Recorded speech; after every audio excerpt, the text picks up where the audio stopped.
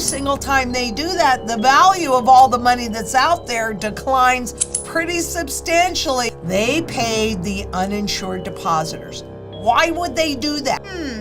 Maybe because they weren't quite ready for you to realize that your deposits are at risk. Is your money really safe in the bank? The truth may shock you. Today, Lynette Zang dives deep into the growing risks in the entire banking sector. From the FDIC to Synapse, every dollar you hold in the banking system could be at risk. The system is more fragile than you think, and your savings could be in danger. Stay tuned as we expose the vulnerabilities you need to know about. This is critical information you can't afford to miss. You loan it to the bank. When you deposit it in the bank, you have loaned it to the bank. Do not ever lose sight of that. Because as many of you have probably experienced, when the bank says no, you have no choice. So we want to be diversified in there.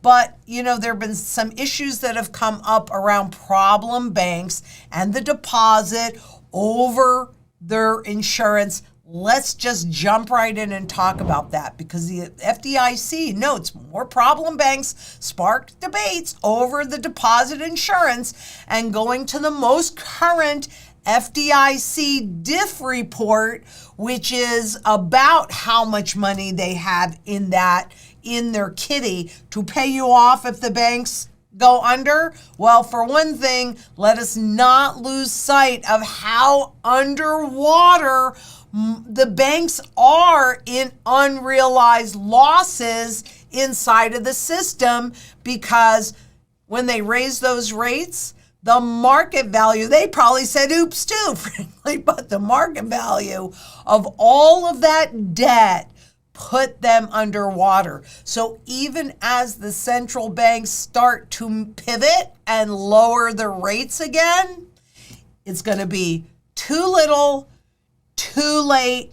You better be prepared for it. And the other part is that the number of assets, so the number of those deposits and all of those gambling, that trading wealth in the banks, the number in assets of banks on the problem list is growing. That's not going away. If you think the problem with the regional banks is solved, well, there's this bridge in Brooklyn I'd like to talk to selling you, but don't believe the lies, because how many times can you be lied to when you don't know the truth? Let's take a look at it, because I think that the Fed pivot is too little, too late.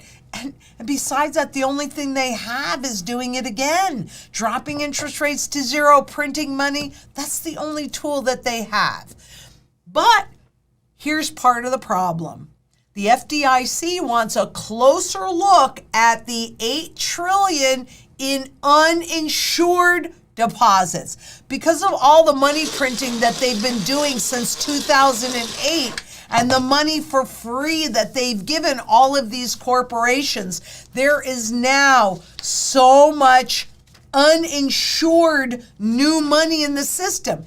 Keep in mind, every single time they do that, the value of all the money that's out there declines pretty substantially, but those uninsured deposits puts your insured deposits at risk. And you don't even realize, because perception management makes you think that those are your money and you can have it anytime you want. Let me know right in the comments. Give us a thumbs up, but let us know in the comments if you've had any issues with the bank saying, no, we're not going to send your wire. No, we're not. You can't make that withdrawal. No, because I've even experienced that, and they're getting more and more brazen.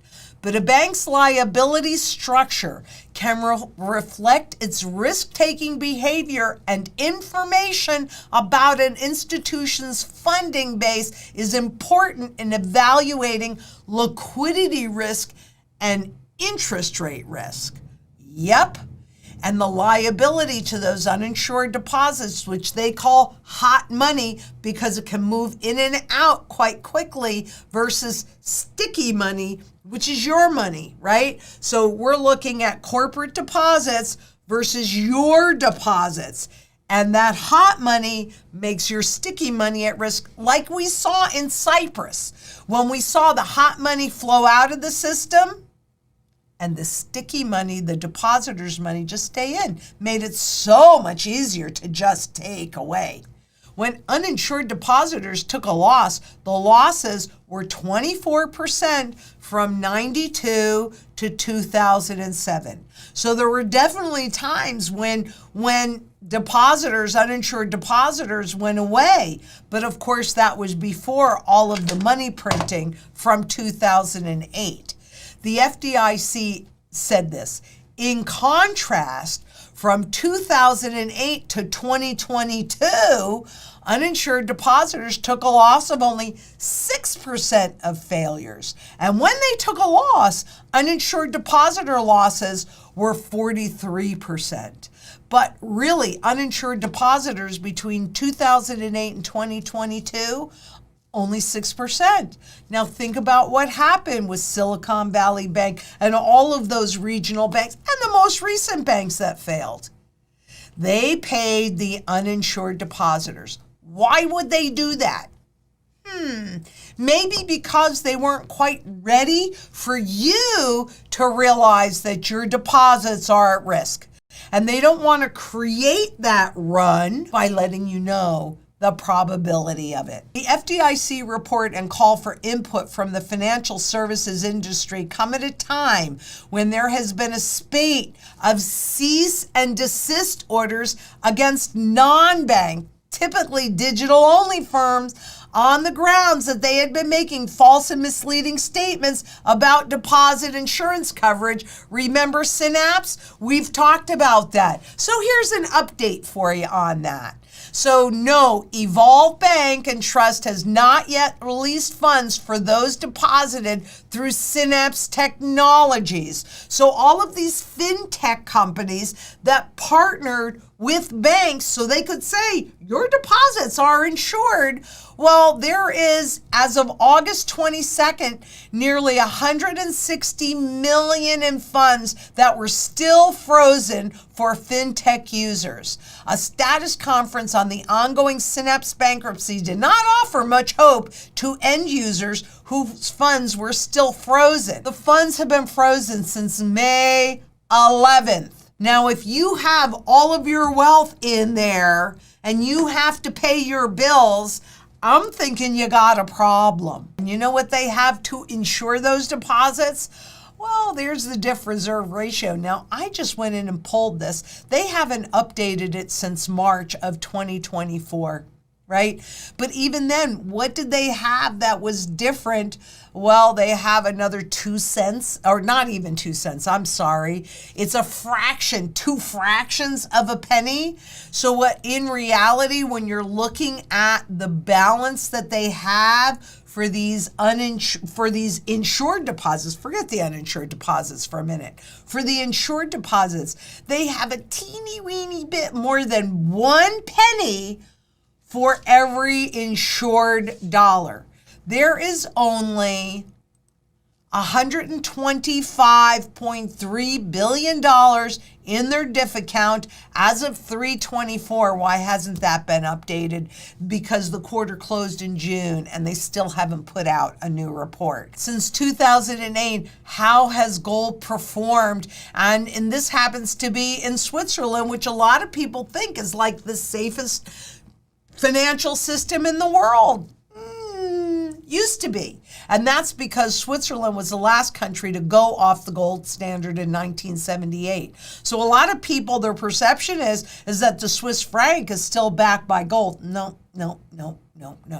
But taking a look at this, we can see how equities, government bonds, and gold has performed since 2008, and definitely it provides a lot of downside protection no matter where you are in the entire world. What do you want going into what we're dealing with now? You want to keep all your wealth and intangible inside of the system? Good luck to you, as my mom would say. Not me. I want a sound money strategy. I want sound money that's in my possession outside of the system, along with cash. I mean, the strategy is based on layers. And so you want to be prepared no matter what is happening. The risks in the banking system are real, and they're growing by the day. With the FDIC, Synapse, and the entire sector at risk, your money is only as safe as the system that holds it. Are you ready for what comes next? It's time to take control of your financial future. Don't rely on a fragile system to protect you. If this video opened your eyes, make sure to like, share, subscribe, and hit the bell icon for more essential insights that could protect your wealth. Stay informed, stay prepared. Thank you.